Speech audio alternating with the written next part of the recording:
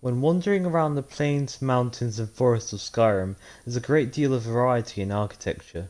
From the Falmer-infested caverns of Blackreach, to the ornate Nordic architecture spread across holds and villages, there is never a point in the Elder Scrolls where you feel like you're not in the normal world. However, there is one city, one capital that makes the rest of Skyrim, if not Tamriel, feel completely alien. With ancient stone buildings built into mountains, complemented by sturdy dwarven metal, the skyline of Markarth feels completely foreign compared to the rest of the holds. That's right, today I'll be taking a look at the Dwemer city of Markarth. As capital of the Reach, a hold scattered with mines of silver and gold, such as Kolskegger and Left Hand Mine, Markarth's industry is heavily dependent on mining. Though there are also traces of farming, such as Salvius's farm. The heavy influence of mining is what made almost every building in Markarth out of stone and metal. This is also why Understone Keep, home to Jarl Igmund, is situated in a dense underground cavern. On the highest floor of Markarth lies the Temple of Dibella, goddess of love and beauty. Although Markarth is in fact a place of murder, poverty and lies. Despite this, Markarth in my opinion is probably the capital closest to feeling like an actual city, as it offers markets, buildings, shops and points of interest, though it lacks the scale of a city. Without further ado, let's get stuck into the City of Silver and Stone and see what makes Markarth so interesting. So guys, I thought it would be nice to appreciate the view around here. We have the Karth Valley surrounding the actual city itself. And I just thought, why not just give it a look from the outside, just because how majestic it is, you know? Just from the right over here we have Markarth Stables, which has their own little pet dog called Vigilance.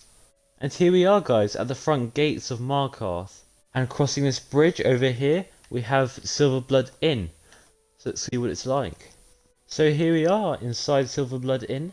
Here we have Klepper. And we have the normal prompts, so let's just go check out a room inside the Silverblood Inn.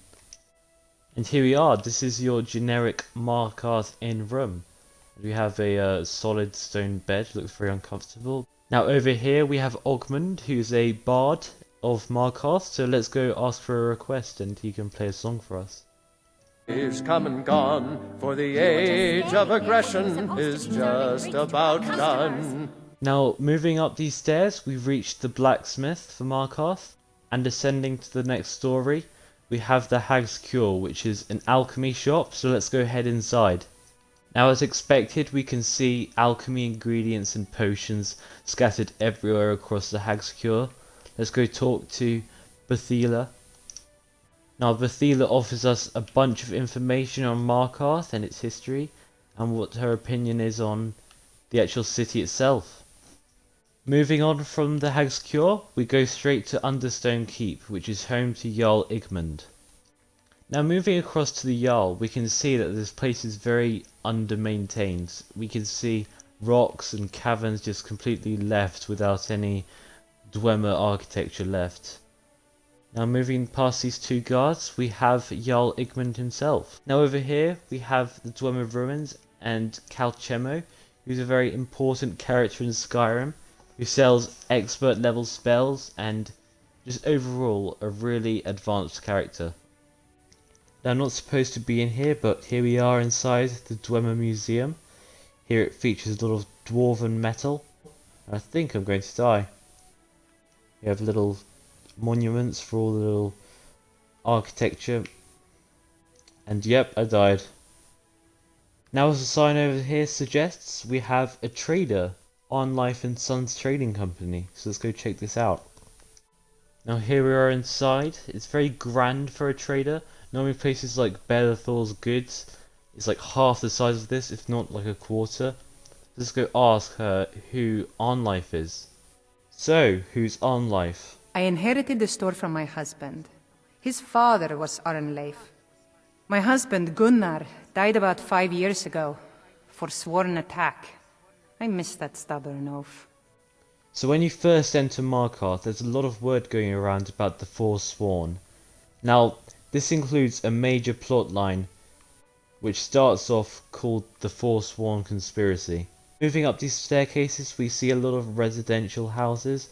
We have Nepos' house, we have Ogmund's house, the bard we saw, and especially up here, we have Vlindrel Hall, which is the one you buy later on. So guys, let's go see the actual Temple of Dibella. But here we are, there are many sculptures of Dibella herself.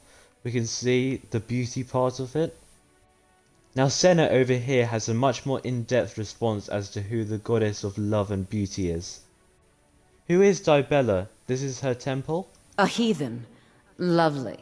Oh, don't put on that angry look. I'm just teasing you. Dibella is the divine of beauty. She is a patron deity to artists and bards and those who seek life's simple pleasures. The temple offers her blessings to pilgrims, and instruction in enjoying all life has to offer. Now as we can hear, Dibella is a very common blessing for artists and beauty people. Now the blessing of Dibella increases speech skill by 10 points, which is very useful when bartering. Now another god the people of Markarth commonly worship is Talos, so let's go check out his shrine. Now here we are inside the shrine of Talos. We have Eltrees over here, who plays a major role inside the Forsworn questline. And here's Talos, let's go check out its buffs. Now the blessing of Talos reduces time between shouts by 20%. Now all blessings from shrines in the game have an 8-hour debuff time, meaning you have to renew it every 8 hours, so these aren't permanent.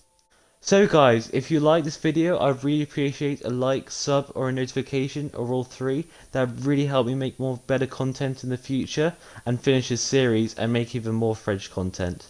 See ya!